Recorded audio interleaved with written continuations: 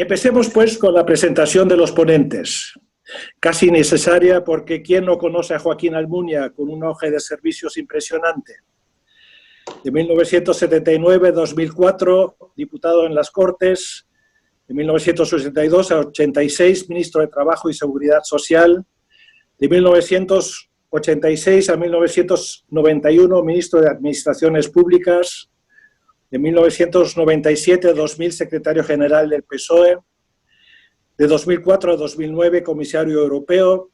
Y de 2010 a 2014, vicepresidente de la Comisión Europea. Tampoco José Manuel González Páramo necesita gran presentación, porque es de sobra conocido que entre 1985 y 1994 fue asesor económico de varias instituciones, entre ellas el Banco de España y el Ministerio de Hacienda y Economía. De 1994 a 2004, miembro de la Comisión Ejecutiva del Banco de España. De 2004 a 2012, miembro del Comité Ejecutivo del Banco Central Europeo. Y de 2013 a 2020, miembro del Consejo de Administración del BBVA, siendo su Chief Officer Global Economics, Regulation and Public Affairs, así como Chairman del International Advisory Board. Ambos, quiero añadir, son grandes amigos y asiduos contribuyentes a conferencias pasadas de la Fundación Euroamérica. Intentaré hacer preguntas cortas, empezando con Joaquín Almunia. ¿Cómo valoras la respuesta hasta ahora de la Comisión Europea en cuanto a la reconstrucción económica de la Unión? La Comisión Europea, en el inicio de esta crisis, miró su lista de competencias, de responsabilidades atribuidas por los tratados y encontró que tenía muy poquito que hacer, desgraciadamente, en el área de la política de salud y de la prevención de nuestra salud, de la lucha contra una pandemia desde el punto de vista sanitario. Desde el inicio ha intentado encontrar áreas de actividad, coordinando actividades de los Estados miembros, tratando de ser eficaz, uniendo fuerzas y evitando solapamientos o incoherencias. En su competencia principal, respetar el funcionamiento del mercado interior, la libre circulación de personas, de bienes, de mercancías, de capitales, de servicios. Al principio tuvo que responder a algunas reacciones totalmente insolidarias de unos pocos países miembros que intentaron olvidarse que pertenecían a un proyecto común, pero eso ya se ha recompuesto. Y el mercado interior, el problema es que está suspendido en su funcionamiento por el aislamiento de las personas en muchos de nuestros países, a diferentes niveles y con diferentes grados, pero todavía ese aislamiento nos impide viajar, no solo dentro de nuestro país, sino, por supuesto, a otros países de la Unión Europea. La Comisión Europea tiene que velar porque ese funcionamiento del mercado interior se recomponga, se recupere, no se pierda por el camino lo antes posible. Y luego la Comisión ahora está trabajando no solo en velar porque los países gasten su dinero sin los límites del Pacto de Estabilidad y Crecimiento mientras dure la pandemia, sino que está trabajando para tener un proyecto de presupuestos que van a discutir los Estados miembros y el Parlamento Europeo a partir de ahora. Y es urgente ese presupuesto europeo no solo para el año que viene, sino para los próximos 7 años. Lo que pasa es que ese presupuesto va a incorporar un plan de reestructuración y en la elaboración de ese proyecto de la Comisión, que en principio iba a ser presentado ayer, pero ya se habla de que se presentará la semana que viene lo más pronto, y es posible que todavía la siguiente, pues hay en estos momentos muchos puntos de vista muy diferentes, intereses de los países, prioridades distintas. Hay una tarea muy importante de la Comisión, sabiendo que la Comisión no va a tener la última palabra en el presupuesto de los próximos años, no va a tener la última palabra en el plan de reconstrucción o de recuperación, pero sin el trabajo de la Comisión, poniendo el proyecto encima de la mesa de los líderes de Estado y de Gobierno y sin la capacidad de mediar para solventar las discrepancias entre unos y otros, no tendríamos ese plan de reconstrucción lo antes posible. Yo confío en que la Comisión esté a la altura, lo ha hecho otras veces, pero esta vez es muy especial. Tenemos un problema tan fuerte que ninguna otra comisión anterior había tenido que enfrentar una crisis de esta naturaleza. Gracias. José Manuel González Páramo, ¿cuál es tu valoración de las medidas tomadas hasta hoy por el Banco Central Europeo? Bueno, yo pienso que el Banco Central Europeo ha respondido con mucha prontitud. Es verdad que inicialmente con algún desliz de comunicación por parte de la presidenta del banco, pues afirmando que el BCE no estaba ahí para aplanar las primas de riesgo.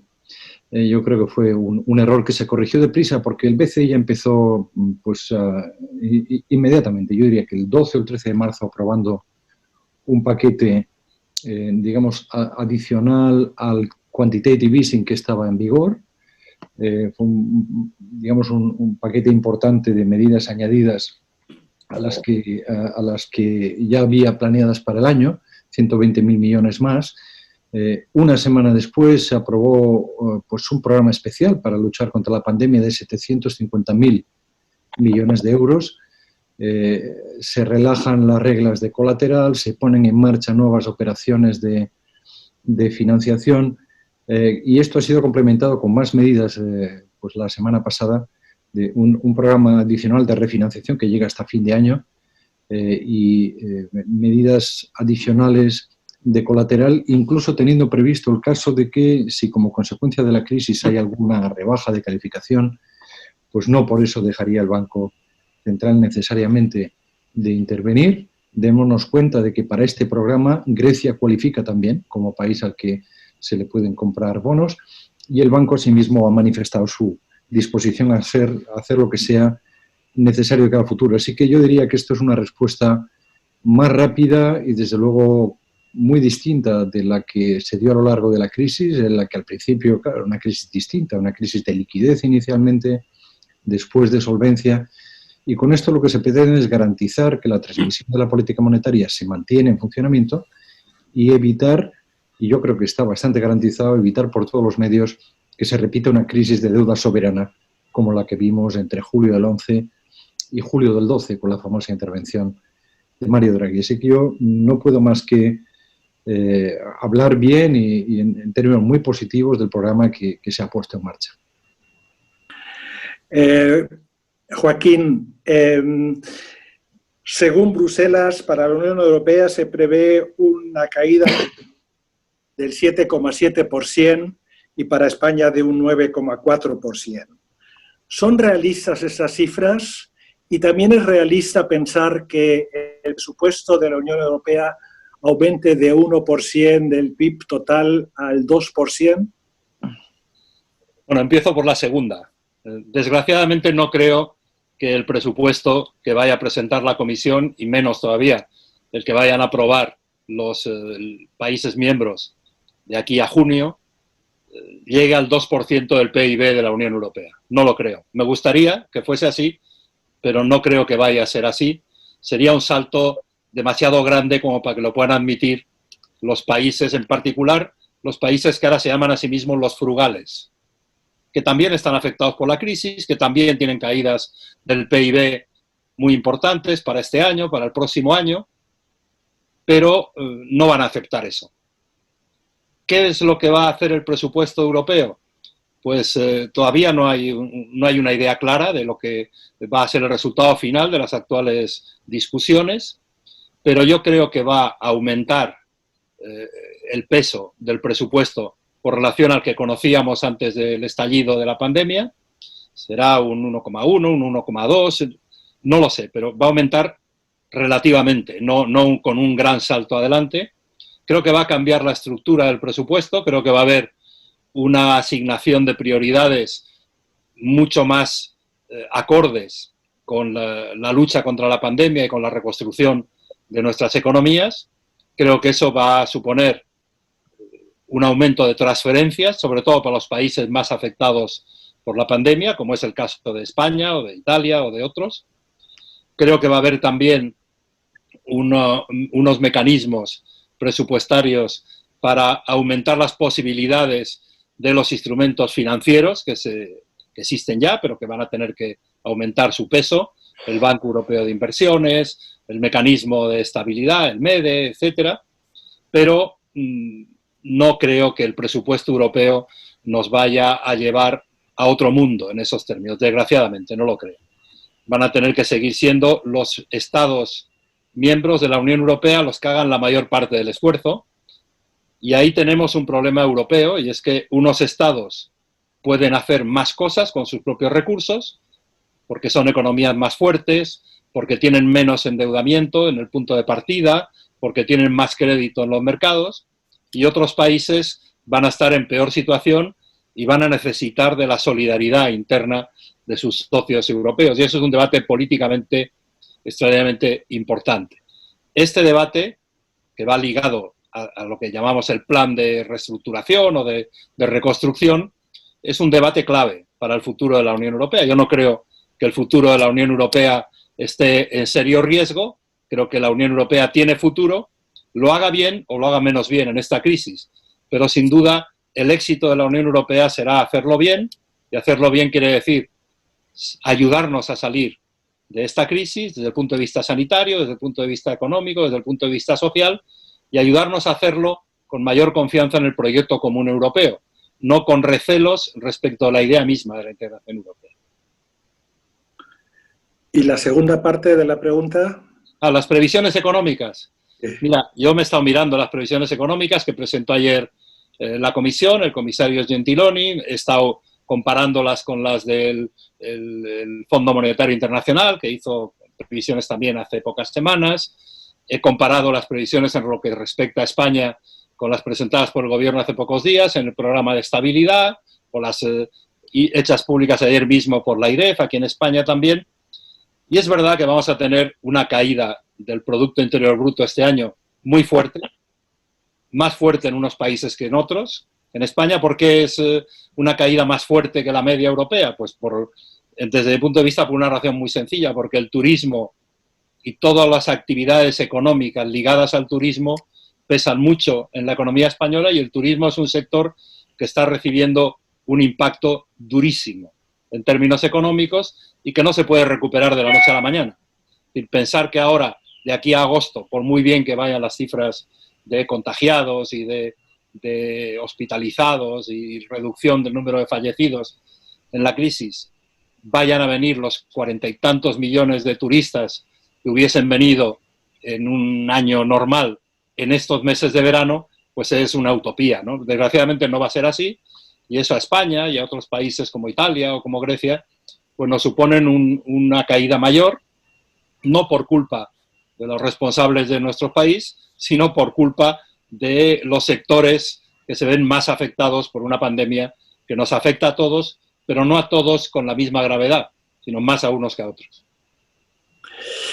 Muy bien, gracias, Joaquín. José Manuel, esta pregunta sí es un poquitín más larga.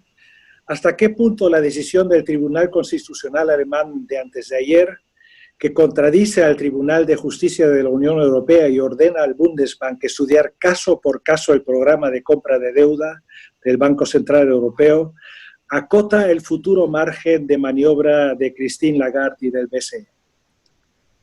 Bueno, es una pregunta complicada de responder. Para empezar, debo decir que no soy jurista y no puedo hacer una interpretación rigurosa desde el punto de vista jurídico.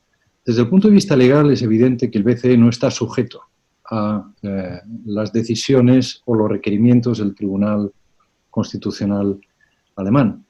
A quien se dirige el resultado de su interpretación es a las instituciones alemanas, al gobierno, al Parlamento, al Bundesbank, y es una exigencia de claridad en cuanto a la proporcionalidad del programa de compra de bonos que se inició en el año 2015.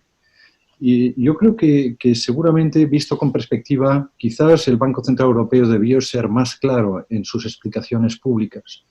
No tanto para satisfacer al Tribunal Constitucional alemán, como para que se disipara este clima que hace del BCE una entidad sospechosa de no cumplir con el espíritu y con la letra de la norma europea.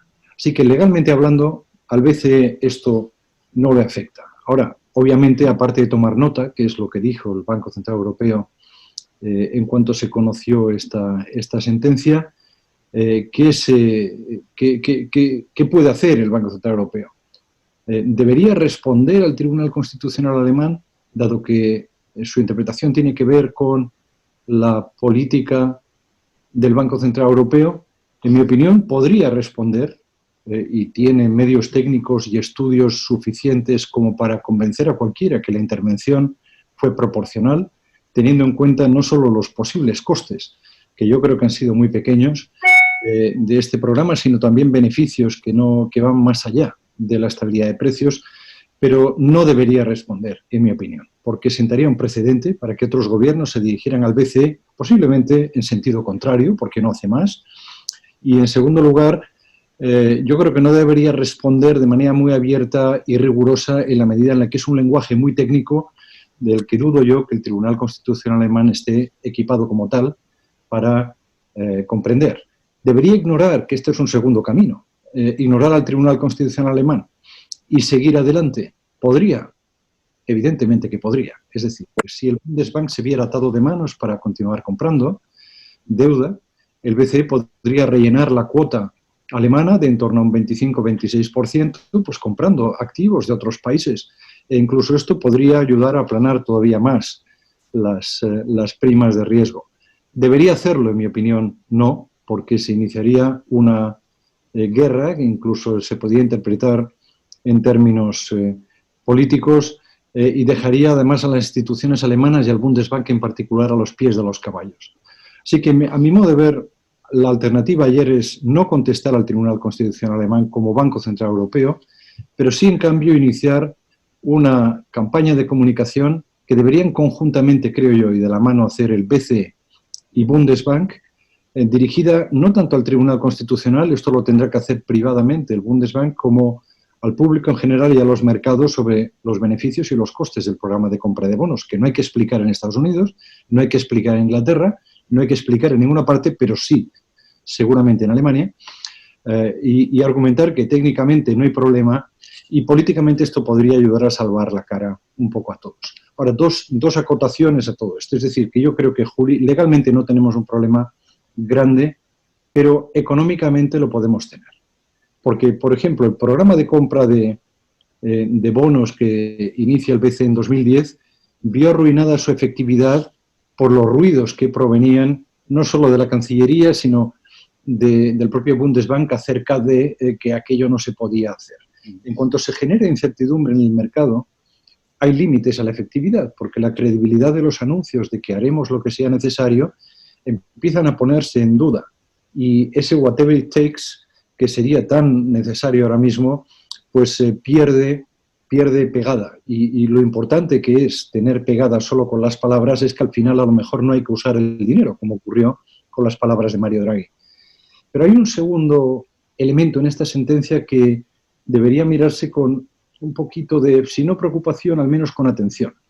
La sentencia da el visto bueno al programa de 2015 en materia de financiación monetaria del gobierno. Es decir, viene a decir el programa que no hay financiación monetaria. Ahora, la manera en la que lo argumenta, diciendo por las características concretas del programa, es decir, porque preanunció su volumen, porque prometía no comprar más de un tercio de las emisiones en circulación, porque prometía usar las claves del Banco Central, estas, digamos, referencias concretas que sirven para dar el visto bueno al programa no se van a cumplir en el programa actual de la pandemia, donde se va a requerir una flexibilidad mucho mayor. Corremos el riesgo, yo diría casi la certeza, de que haya un nuevo conjunto de profesores ociosos, con perdón, que acudan al Constitucional para plantear de nuevo el asunto. Pues yo creo que esto puede ocurrir y desafortunadamente, como decía un buen amigo y muy proeuropeísta, éramos pocos y, en fin, ya ocurrió. Arce, ¿puedo añadir un comentario mío a la sentencia de ayer? Claro que sí. Es que estoy muy de acuerdo con lo que ha dicho José Manuel desde el punto de vista de lo que debe hacer y de lo que no debe hacer o en qué trampa no debe caer el Banco Central Europeo. Pero hay desde el punto de vista político, de política europea, hay un elemento desde el punto de vista muy preocupante. La sentencia del Tribunal Constitucional alemán basa su crítica a lo hecho por el Banco Central Europeo desde 2015 en un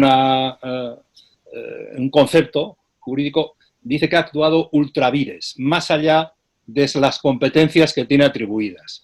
Y desde mi punto de vista, lo que ha sucedido es exactamente lo contrario, que es el Constitucional alemán es el que ha desbordado sus competencias, ignorando que la legislación de cada uno de los países miembros está sometida en última instancia a la jurisprudencia del Tribunal de Justicia de la Unión Europea de Luxemburgo. Por lo tanto, creo que el Tribunal de Justicia de la Unión Europea sí tiene que decir algo, como ha dicho, sobre decisiones anteriores del Tribunal Constitucional alemán. No sé cuál es la vía, jurídicamente no sé cuál es la vía de hacerle llegar al Tribunal de Luxemburgo esta cuestión, pero yo creo que tiene más pronto que tarde que pronunciarse desde el punto de vista de su papel como máximo garante del ordenamiento jurídico europeo, que es nuestro ordenamiento jurídico, el de todos los europeos. Y segunda consideración, dice, si fuese verdad que el Banco Central Europeo hubiese extralimitado su mandato, el mandato que le da el tratado de máximo y único responsable de la política monetaria dentro de la Unión Monetaria, dentro de la zona euro, entonces lo que plantea es un problema político a los líderes políticos europeos, y es que no pueden seguir negándose a completar la arquitectura institucional y el conjunto de instrumentos de política que necesita la Unión Económica y Monetaria, y desde luego una unión fiscal es imprescindible para que los ilustrísimos magistrados de la Corte Constitucional alemana no se rasguen las túnicas rojas estas tan bonitas que llevan. Tienes toda la razón. Cambiemos de tercio. Y esta es una pregunta a los dos. ¿Qué opinión tenéis sobre la gestión del gobierno y de la oposición aquí en España en relación con los otros países europeos, de cómo están tratando la crisis desde el punto de vista de la salud, desde el punto de vista del ordenamiento territorial y desde el punto de vista económico? José Manuel, dispara primero. Vamos a ver, hablabas del gobierno oposición en España. Sí, en España. O sea, a mí no me gustaría, me falta perspectiva, como hubiera dicho el chino famoso, ¿no? Yo, en fin, siempre se pueden hacer las cosas mejor, aunque uno las hace dentro de las restricciones y las limitaciones que tiene. A mí solo me gustaría que hubiera al menos un germen de un acuerdo. Nada de pactos de la Moncloa, que yo creo que es algo extemporáneo, que no tiene nada que ver ni con el contexto ni con la necesidad, pero sí muy enfocado en aquello que preocupa más a la gente. Porque esto es tal sacudida, desde un punto de vista sanitario, pero también desde un punto de vista económico y personal, que yo creo que una señal de capacidad de cooperar en aquello que es necesario para seguir adelante sería muy bienvenido, en lugar del rifirrafe continuo que uno percibe en medios de comunicación. Aquí tenemos en todos los ámbitos medidas, yo creo que tomar, pero en los ámbitos más económicos yo creo que es evidente que junto con la recuperación y la respuesta que ha habido, que no podía, digamos, ser de otra manera dentro de las limitaciones que tiene la política fiscal y la política, digamos, financiera del país, pues hay que reconocer que había problemas estructurales que ya venían lastrando la tasa de crecimiento y que una vez que desaparecían los vientos de cola, pues explican la desaceleración y que hay que atacar de una vez por todas. Y esto es un programa de largo plazo que tiene que ver con el sistema educativo y con el mercado laboral o con la política de competencia y el tamaño de las empresas o con el sistema fiscal.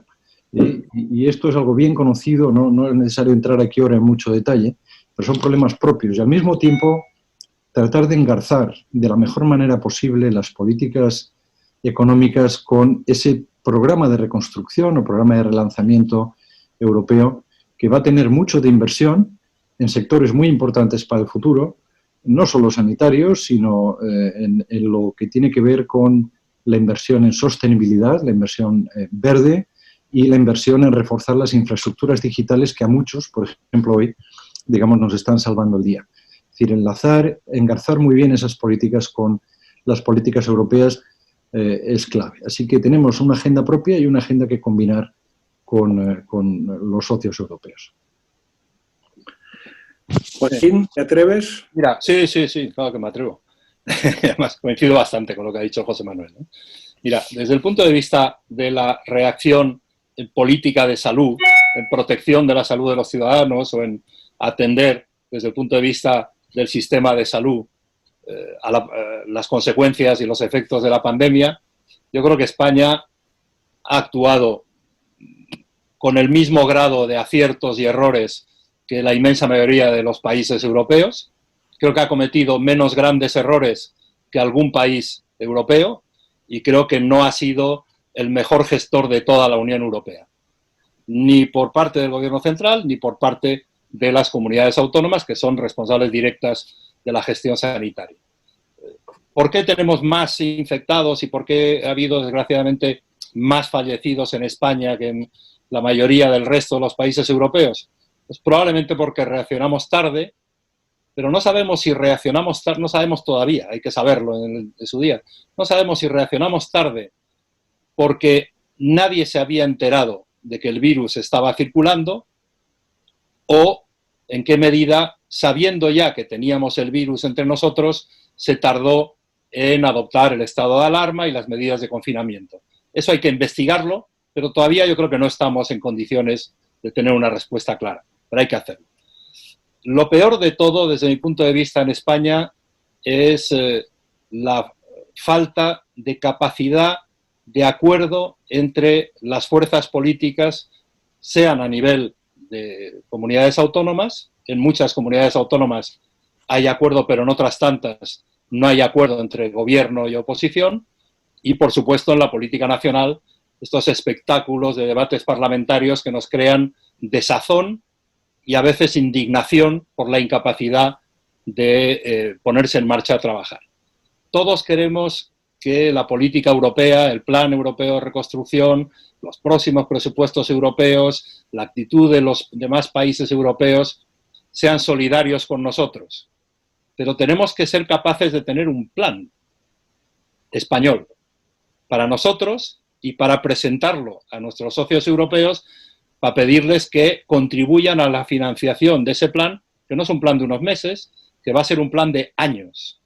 En parte, como decía José Manuel, para hacer cosas ahora que no hicimos en el pasado. Por ejemplo, mejorar el funcionamiento del mercado de trabajo, tener un sistema productivo más protegido frente a cualquier distorsión de la financiación, etcétera, con las pequeñas empresas, los autónomos sufriendo entre la falta de liquidez y la insolvencia, que casi no tiene separación para muchos de ellos. Y eso tenemos que hacerlo aquí en España. ¿Cómo vamos a ir a Bruselas o a donde fuese a decir queremos que nos ayuden? Y decir, ¿ayudarles para qué? ¿Para qué plan? Y eso es urgente, porque si queremos que exista un plan en junio a escala europea, de aquí a junio tenemos que haber sido capaces en la comisión que hoy se ha creado en el Congreso de los Diputados de, si no de redactar todos y cada uno de los detalles, sí algo parecido a un plan estratégico para los próximos 5 años para que el golpe que se lleva nuestro sistema productivo, en particular el sector turístico, todo lo relacionado con el turismo, pero también otros sectores como el automóvil puede sufrir más, y la industria del automóvil aquí es muy importante, etcétera, pues para que no nos echen encima otros 10 años de depresión económica, de caídas de crecimiento, de aumento del endeudamiento. Tenemos que ser capaces de reaccionar ya. Si quizás reaccionamos con unas semanas de retraso a la pandemia, creo que a la crisis económica y a la crisis social ligada a la crisis económica tenemos que estar reaccionando ya, sin prisa, pero con mucha menos pausa que prisa. Muchísimas gracias a los dos. Creo que han sido excelentes exposiciones e intervenciones. Paso la palabra al vicepresidente ejecutivo, Ángel Durandés, para que modere el coloquio entre los ponentes y los asistentes al evento. Creo que hay bastantes preguntas todavía seguramente pendientes. Gracias. Muy bien. Pues nada, muchísimas gracias a los dos. La verdad, voy a decir una cursilada, pero es que ha sido una intervención apasionante. De verdad, me ha parecido fantástica. Enhorabuena a los dos porque lo habéis hecho fenomenal. Muchas gracias, moderador. no esperaba menos de vosotros. Te queremos como moderador siempre. Sí, ya sé que eso me queda a mí. Oye, quiero hacer antes de nada una advertencia, porque he recibido ahora mismo 2 últimas preguntas. Perdón si menciono de quién es, si no, no lo vas a ver. Inmaculada MEP, que quiere hacer una pregunta a Joaquín Almunia, pero no me la dice. No dice qué pregunta es. Ahora sí, ahora ya, vale. Y luego Eva Monroy, que también me ha mandado una, me ha mandado 2 antes, pero ahora me ha mandado una y no dice cuál es. Bueno, voy a empezar entonces con las preguntas casi en orden de intervención. Es de deciros que desde incluso antes de que empezaseis a hablar, cuando estaba todavía hablando Carsten, ya me empezaron a llegar preguntas. Entonces tengo una primera que hizo María Dolores Albiac de Radio Nacional de España, que dice: ¿cómo valoran la reciente decisión del Tribunal Supremo alemán sobre la compra de deuda soberana del BCE? ¿En qué medida afecta al plan de reacción del BCE, a la pandemia? Tengo otra, si no os importa, voy a hacer otra que me hace Javier Hernández del Parlamento Europeo, que está muy en línea, y que dice: buenas tardes, ¿qué opinan los 2 ponentes de la posición adoptada por el Tribunal Constitucional alemán en relación con el Tribunal de Justicia de la Unión Europea y el Banco Central Europeo? Vale, pues adelante. Intervenís como queráis, ¿eh? ¿Quieres empiezo yo ahora, Carsten? Por orden alfabético, sí, Almunia, va. No, hemos hablado de esto tanto por José eso, Manuel como por yo. eso, ya lo sé. Pero tenéis algo más. Respondo rápidamente reiterando lo que he dicho antes en mi primera intervención. Creo que el constitucional alemán se ha pasado los límites de sus propias competencias y ha creado un problema político. Espero que se resuelva cuanto antes, porque parece negar con su sentencia la supremacía del ordenamiento jurídico europeo según la interpretación que le vaya dando el Tribunal de Justicia de la Unión Europea de Luxemburgo. ¿Qué consecuencias prácticas va a tener? Yo coincido con José Manuel, creo que a corto plazo no va a tener consecuencias prácticas en los próximos 3 meses. Hay un plazo para que el Banco Central, el Bundesbank o el Banco Central Europeo expliquen en qué medida su actuación ha sido proporcionada. Yo creo que ha sido proporcionada y no van a tener grandes dificultades para explicarlo. Y si quieren un argumento, que seguro que lo tienen ya escrito y redactado, para justificar la proporcionalidad, es que la inflación en la zona euro, que es el mandato principal que tiene el Banco Central Europeo, sigue estando lejos del 2%, pero por debajo, no por encima del 2%. Por lo tanto, creo que hay que corregir cuanto antes esa invasión de competencias que ha hecho el Tribunal Constitucional alemán sobre el ordenamiento jurídico europeo, y cuanto antes se corrija, mejor para todos. Yo, si me permite, solo añadir una cosa. Que es muy irónico que después de 21 años, casi 22, desde la creación del Banco Central Europeo, Alemania nunca ha disfrutado un periodo más largo de estabilidad de precios, que era su absoluto objetivo al comenzar todo esto. Nunca jamás el Bundesbank logró una trayectoria similar, y que por otra parte la idea de independencia del Banco Central, que es una idea muy cercana y muy en el corazón de Alemania, quizás porque el Bundesbank ha disfrutado esa credibilidad tan enorme después de los avatares económicos de Alemania de tantos años, sea la que puede finalmente sufrir aquí, no tanto porque el Bundesbank pueda dejar de hacer lo que cree que debe de hacer, sino porque perjudique a las políticas del Banco Central Europeo una interferencia desde fuera de su ámbito. Simplemente señalar esta ironía, que alguien debería, digamos, reconciliar con el sentido común, como sugería Joaquín. Realmente no tiene sentido alguno que la supremacía de la ley europea se ponga en duda por un tribunal nacional. Y abrimos aquí una caja de Pandora, como realmente cedamos a esto, enorme. Pensemos en Polonia, pensemos en Hungría, pensemos en las sanciones en Polonia a jueces díscolos y la supremacía de las autoridades judiciales en Polonia. Yo creo que solo pensar en este escenario debiera haber refrenado a los jueces alemanes de sobrepasar pues las competencias y sobre todo el sentido común. Esto es que cuesta explicarlo. Sí, señor. Pues no estamos nosotros como para abrir cajas de Pandora ahora, pero en fin, ya nos gustaría en una próxima sesión hacer algo. Me dice Eva Monroy Monroy de ABC Spanish Desk, dice, el BCE va a tener en cuenta el equilibrio entre los posibles efectos de sus compras y sus objetivos, que parece que es mantener baja la inflación, no financiar los déficits de los países. Merkel dijo que el BCE no tiene mandato o legitimidad democrática para llevar a la Unión Europea en unión de deuda. ¿Es así? ¿Es claro la no emisión de eurobonos y no a la mutualización de la deuda? ¿Es claro, pues, el segundo rescate?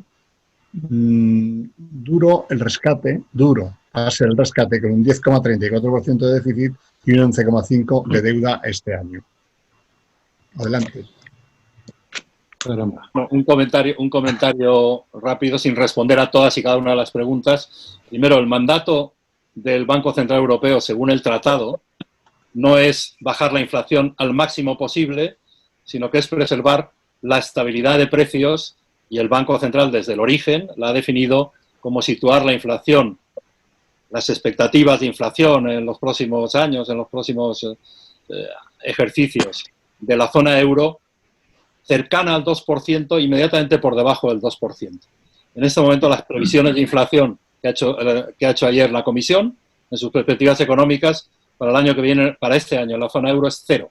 Por lo tanto, nuestro problema con la inflación en este momento no es que esté muy alta o que pueda estar muy alta, sino es el contrario. Es que podemos entrar en una deflación de precios y eso es un problema muchísimo mayor que una inflación un 0,1% mayor que el objetivo tal como lo definió desde el principio el Banco Central Europeo.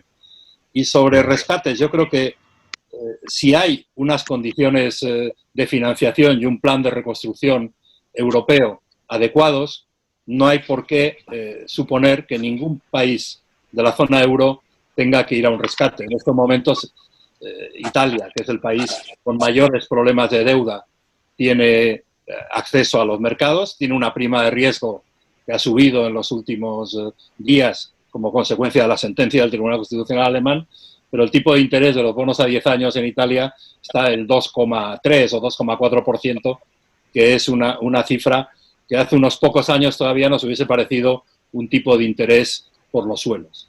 Y España lo tiene 100 puntos básicos más bajos que Italia y tiene un acceso al mercado, como lo ha demostrado 2 veces en las últimas semanas el Tesoro Español, que ha emitido bonos a 10 años y más recientemente letras del Tesoro a 6 y 12 meses con unos tipos de interés que ya los quisiéramos nosotros a lo largo de toda la historia que vamos a vivir en el futuro.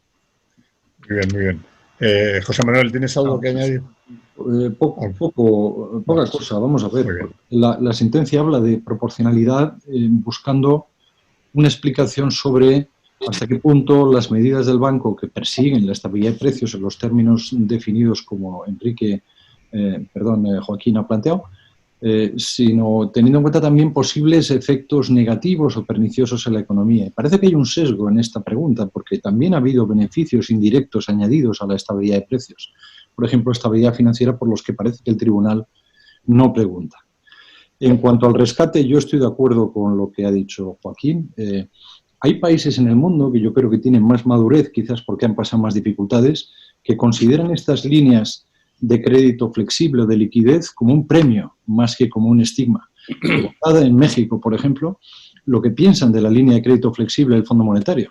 Y esto es un reconocimiento que mi situación es sólida hasta el punto de que tengo abierta una ventanilla por si acaso hubiera un movimiento especulativo. Todo lo que sea alargar los plazos de la deuda, reducir su coste y, sobre todo, limitar la condicionalidad macroeconómica, que es la que puede hacer odioso este tipo de políticas a nivel nacional, yo creo que puede ser bienvenido, sin perjuicio de que yo no estoy defendiendo aquí nada, sino simplemente quitando el estigma a un instrumento que está ahí para usarse cuando sea necesario. Y en cuanto a la mutualización, digamos que hay, no sé, cuando uno le dan un martillo ve clavos en todas partes, y yo creo que hay un martillo que se llama mutualización que en según qué esquinas de Europa se ve como se encuentran clavos en todos los sitios. El BCE mutualiza deuda porque hace política monetaria comprando títulos. Los préstamos a Grecia era mutualizar deudas y convertir la Unión Europea en una unión de transferencias. Yo creo que hay que llamar a las cosas por su nombre. Esto no son eurobonos ni nada parecido. Yo creo que estamos lejos y además entiendo muy bien que no, esto es una posición personal, que no podamos saltar directamente a los eurobonos como tales, porque eso requiere precondiciones, tesoro común, ingresos propios, etcétera, que no se dan.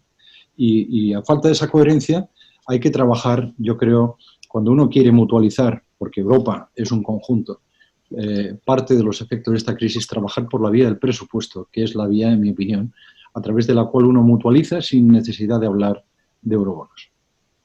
Muy bien. Bueno, tengo ahora una pregunta. Perdonadme, perdón un segundito porque está de aquella manera.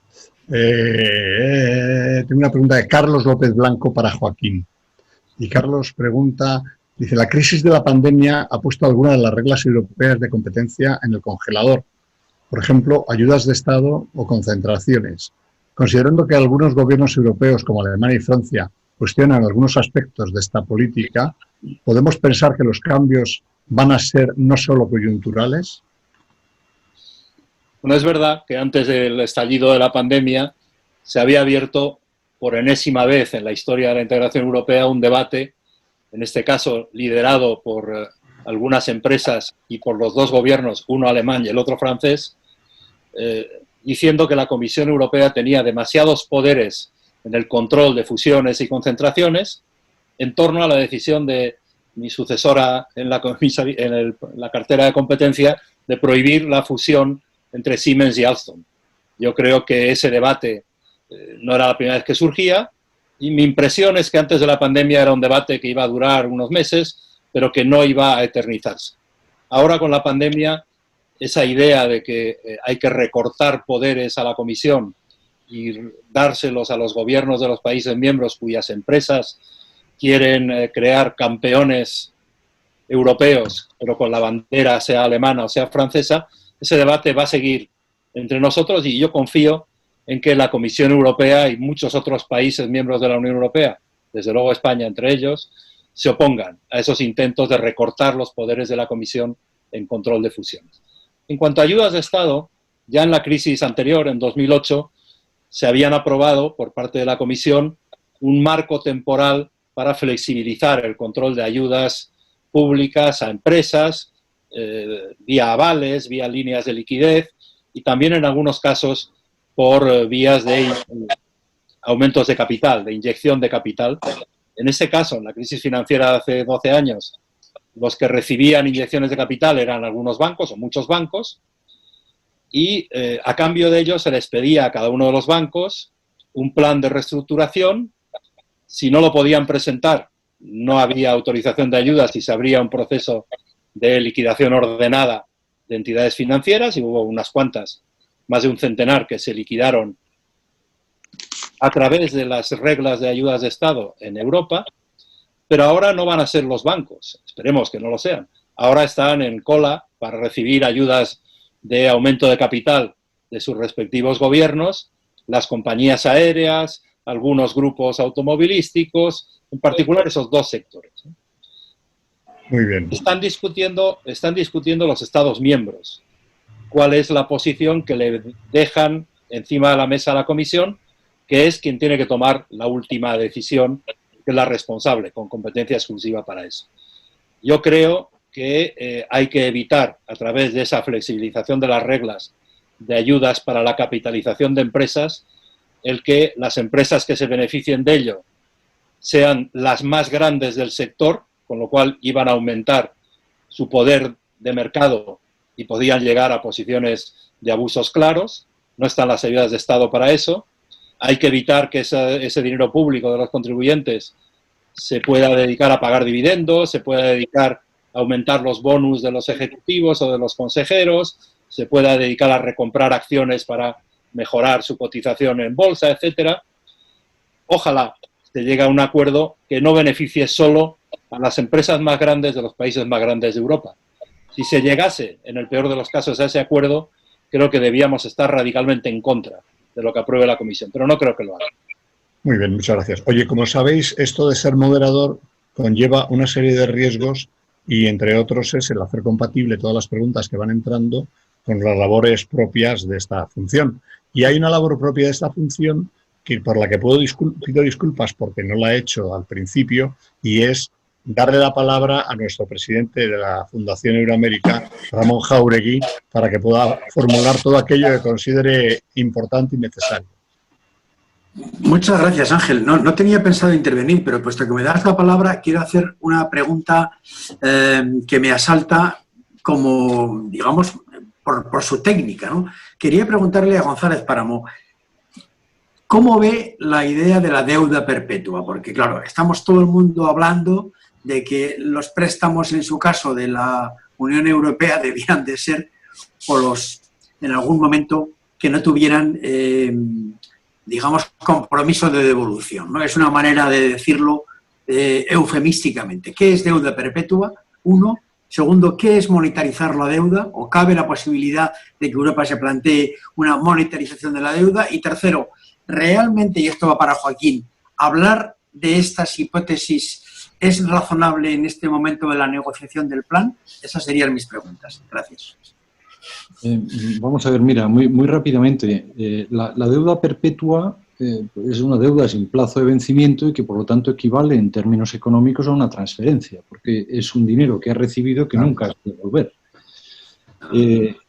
La compatibilidad de la deuda perpetua con la legislación europea habría que examinarla, ¿no? Porque hay restricciones de no bailout, de no rescate, que seguramente colisionan con esa noción. Pero, y esto es pensar en términos posibilistas, deuda a muy largo plazo, que eventualmente se puede renovar, yo creo que cabe dentro de lo que se puede considerar como algo cercano a una transferencia, pero que a efectos de tipo legal es un préstamo o un empréstito, ¿no? en el mercado. La idea de deuda perpetua como subterfugio para no confrontar lo que es evidente, y es, oye, tiene que haber una transferencia de recursos a aquellas partes de Europa que han sido más dañadas por un shock que ha sido simétrico en su origen, aunque asimétrico en su transmisión, pues, digamos, me parece que es eludir un debate. Pero si al final esto sirve para salvar, digamos, la cara, pues bienvenido sea. Yo creo que una deuda a muy largo plazo, eventualmente renovable, puede funcionar y seguramente tampoco colisionaría con las normas europeas. Y monetizar la deuda, es algo como, digamos, que no está ocurriendo ahora mismo, porque como sabes, la deuda se monetiza cuando un gobierno incurre en déficit, se endeuda y esa deuda la compra automáticamente el Banco Central. Esto es lo que se quiso evitar dando independencia a los bancos centrales y prohibiéndoles la financiación monetaria del déficit. Ahora, cuando uno compra en los mercados secundarios al precio que exigen y donde no hay una vinculación entre el flujo, que es el déficit, y el stock, que es la deuda, pues no hay monetización de la deuda, y en este punto hasta el propio constitucional alemán, que como sabéis es bastante estricto, acepta que eso no ha ocurrido.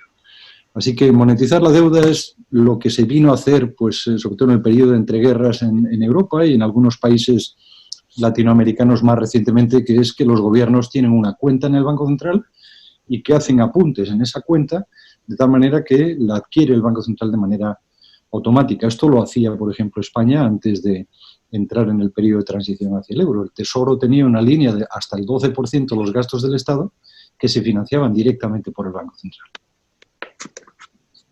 Muy bien. Sí. Ya que Ramón se ha referido a mí en la tercera pregunta, pero digo muy rápidamente lo que pienso.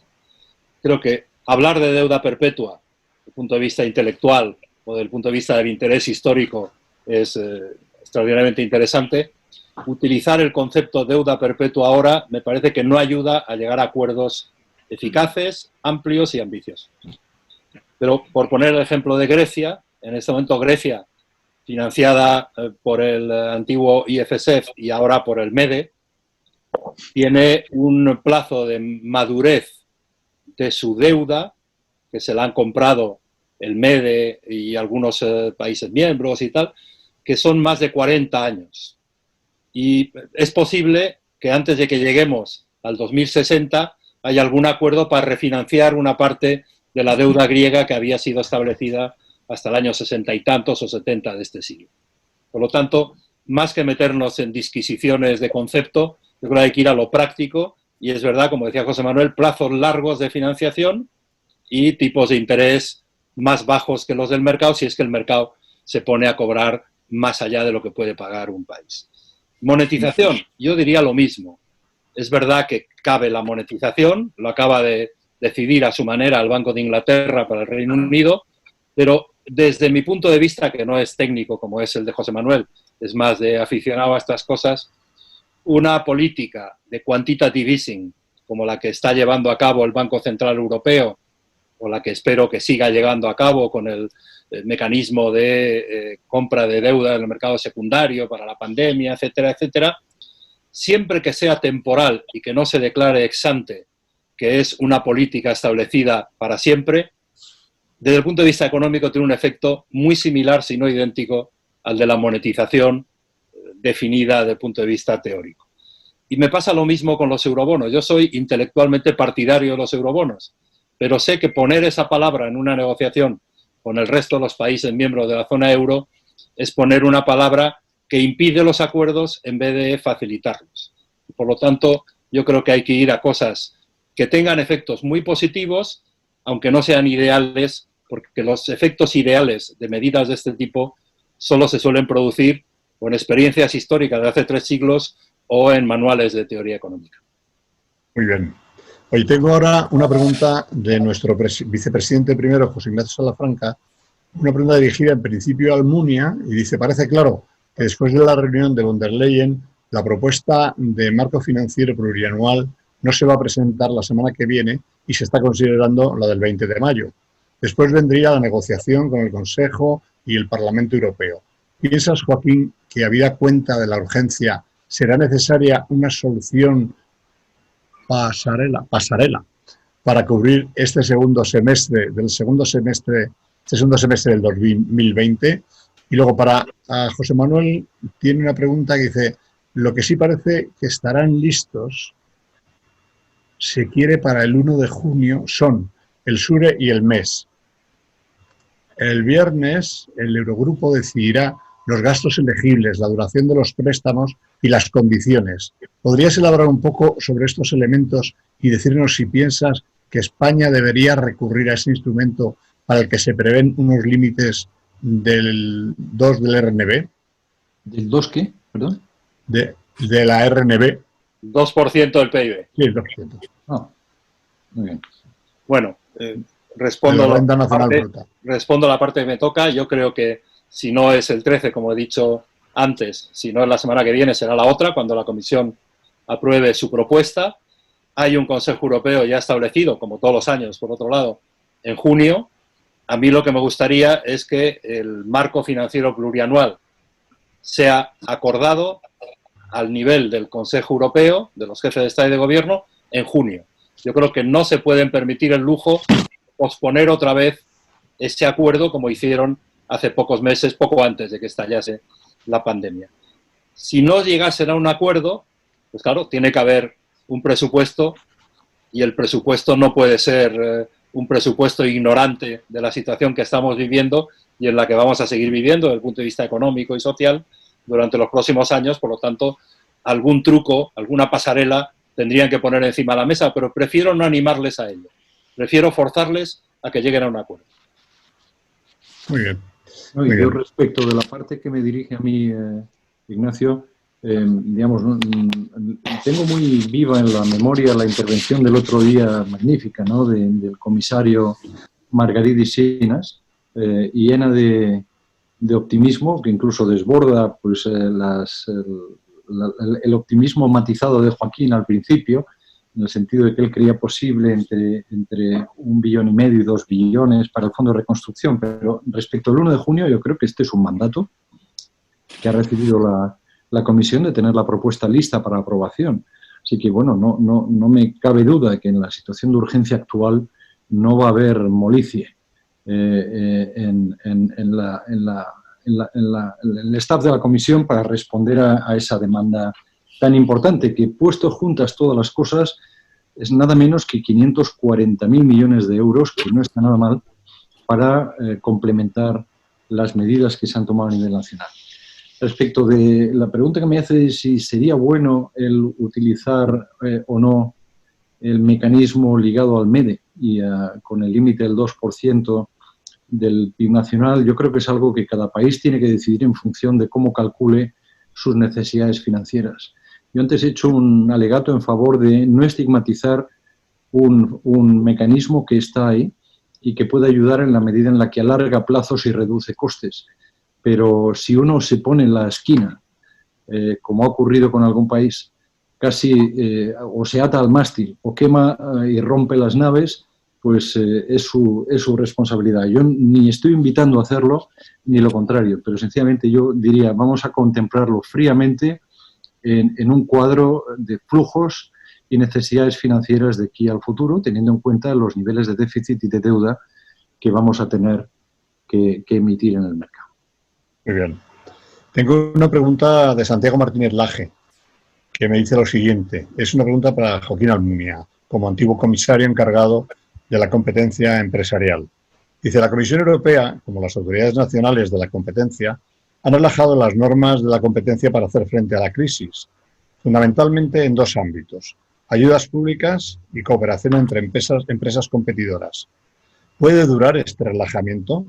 ¿La llamada nueva normalidad puede implicar para el futuro un relajamiento de las normas de competencia como las hemos conocido hasta ahora? En suma, ¿competir es un lujo o una necesidad de un sistema económico eficiente? Ahí va eso. No, yo creo que va a suceder como ha sucedido en la crisis anterior. Todo el marco de flexibilización de las reglas y directrices de ayudas de Estado va a durar exactamente lo que dure la necesidad imperiosa de liquidez y de apoyo del tejido productivo. No pensando en las grandes empresas, en las más grandes, sino pensando en el tejido productivo de medianas y pequeñas empresas. En cuanto eso ya se relaje y no haya problemas de que las faltas de liquidez nos lleven al cierre de empresas y aumento del paro y a más gasto público, etcétera, pues eso se eliminará. En cuanto a las reglas de competencia en materia de control de fusiones o de abusos de posición dominante y, por supuesto, de lucha contra los cárteles, yo creo que los desafíos que tiene la política de competencia europea, igual que los tiene la americana o la de otros países avanzados, no tienen que ver con la pandemia y sus consecuencias, tienen que ver con la digitalización y sus consecuencias. Creo que el auténtico desafío de la política de competencia de cara al futuro es encontrar la manera de aplicar las reglas actuales a mercados y a sectores tan importantes como las bases o como las industrias basadas en bases de datos, inteligencia artificial, etcétera, etcétera, que requieren innovar la manera en que se aplican las reglas, no cambiar las reglas, sino un esfuerzo de imaginación y de innovación para evitar que los Googles de este mundo acaben con la competencia. Muy bien. Tengo una pregunta de Giorgio Tretenero, de Felaban. Dice, estamos en pleno proceso de pandemia. Se han aprovechado todos los mecanismos para mantener la liquidez a costa de déficits fiscales y endeudamientos históricos. ¿Cuáles son las lecciones aprendidas hasta ahora? ¿Estaremos en capacidad de soportar una segunda pandemia o una segunda ola? ¿Cómo estar mejor preparados? Para los dos. ¿Cómo contestar? Pues depende, que dirían mis... Muy bien, muy bien. Es decir, no sé cómo puede producirse, si es que se produce ese rebrote. Lo que es evidente, yo creo, es que en la sanidad, como seguramente en otros frentes, hay un papel más prominente que Europa debería jugar, creo yo. Decía Joaquín al principio que la cesta de competencias en este terreno estaba vacía y ahora sentimos seguramente que no hubiera tenido alguna más. Ahora tenemos un centro de prevención de enfermedades que ha alertado todo lo que ha podido, pero sin un efecto muy discernible en la reacción de las autoridades nacionales. Cuando uno piensa en la necesidad de poder estocar medios para combatir este tipo de problemas, y otro tipo de medidas que coordinasen mucho mejor los sistemas sanitarios nacionales, esto es un terreno en el que yo creo que debemos responder. No debería podernos sorprender otra pandemia con una cesta tan vacía. Y seguramente esto es aplicable a otros sectores, pero en el caso sanitario sin duda. Sí, por añadir algún otro sector, totalmente de acuerdo con la necesidad de ponerse a pensar seriamente y sin prejuicios en qué medida una actuación europea, o una actuación a escala europea, nos hubiese permitido afrontar mejor esta pandemia desde el origen. Esa reflexión es imprescindible hacerla, porque avisos de que una pandemia podía afectarnos muy seriamente han existido. Hay un famoso vídeo de Bill Gates de hace unos cuantos años, pero no es el único. Hay otros expertos que nos habían ido previniendo y algunos futurólogos nos habían venido diciendo ese es un riesgo enorme. Es verdad que es un riesgo pequeño en el corto plazo, pero cuando se produce es un riesgo de consecuencias trágicas, ¿no? Y eso hay que pensarlo de antemano. Europa tiene que pensar en materia de políticas de salud qué puede añadir como valor a lo que pueden hacer los Estados miembros reforzando sus sistemas de salud. Creo que en educación hay que hacer un esfuerzo grande y Europa tiene que pensar cómo puede añadir valor a lo que hacen cada país, cada Estado miembro por separado.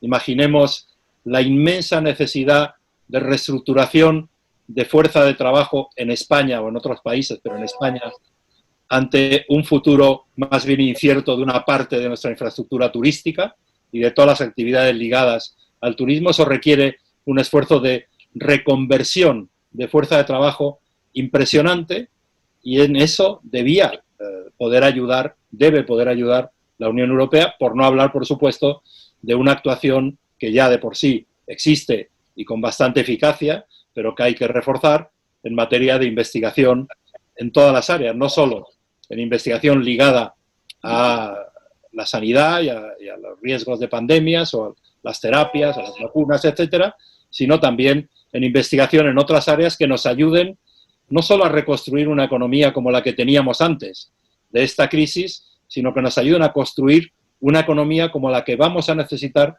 para salir de manera sólida y sostenible de esta crisis. Muy bien. Yo creo que en todo eso van a encontrar un campo abonado en la propia ciudadanía, porque la propia ciudadanía ahora mismo está preparada para hacer o aceptar determinadas decisiones que se vayan a tomar. Lo que está claro es que no va a ser todo lo mismo que era. Hay una pregunta, perdonadme porque me he pasado ya 4 minutos, pero empezamos un poquito tarde. ¿Me permitís que me pase 5 más? Muchas gracias. Inmaculada Rodríguez Piñero me dice, ¿cómo valoran las posibilidades reales de la Unión Europea de aumentar los recursos propios en materia de nuevas figuras impositivas como el impuesto a las tecnológicas, fiscalidad verde o las transacciones financieras? Ahí está. Bueno, ella sabe porque es parlamentaria europea, igual que sé yo, y sabe mucha gente, que adoptar a escala europea una nueva figura impositiva exige unanimidad de los 27. Y es muy difícil, no digo que sea imposible, pero es muy difícil. Por lo tanto, a mí me encantaría que existan cuanto antes algunos impuestos europeos que nos ayuden, entre otras cosas, a financiar los gastos y las inversiones ligadas a la salida de esta crisis, pero no creo que podamos basar todo nuestro futuro en la existencia de unos impuestos que son de futuro incierto mientras no se eliminase la regla de la unanimidad. Y luego, por otro lado, elevar el techo de recursos propios en la Unión Europea, si no estoy mal informado y no soy nada experto en estas cosas jurídicas europeas, pero exige no solo la unanimidad de los Estados miembros, sino la ratificación de los 27 parlamentos de todos los Estados miembros, lo cual hace que la cosa sea aún más difícil. Ojalá se pudiese producir, ojalá se pueda producir, pero no es fácil. Pues poco que añadir aquí, ¿no? Pero esto lleva a la discusión de los eurobonos. Si realmente queremos sacar ese concepto alguna vez, hemos de darle la coherencia que tiene por el lado del ingreso y las competencias. A mí no me escandaliza pensar en un sistema de seguros de desempleo que tiene un nivel nacional y un nivel europeo, con parte de los recursos decididos a nivel europeo. Y lo mismo impuestos sobre el CO2 o impuestos sobre las compañías digitales. Pero hasta que esto no lo confrontemos, la otra discusión carece de todo sentido. Muy bien. Oye, nada más tengo una aclaración que me hace Carlos Malamud. Dice, es un comentario marginal a tan buenas explicaciones sobre el BCE. La sentencia del Constitucional fue la última que firmó su presidente antes de jubilarse. Simplemente es Lo tengamos en cuenta. No es verdad. Vaya. No es verdad. Es todavía muy joven. No. Sí. Bueno, pues nada, se lo decimos a Tenemos un Carlos. problema a largo plazo, ¿eh? Sí, muy bien. Oye, pues yo, por mi parte, las preguntas, seguramente me he dejado alguna que no he hecho, pero porque veía que en algunos casos era redundante con las que ya se habían hecho o que ya las habéis cubierto vosotros en vuestras explicaciones iniciales.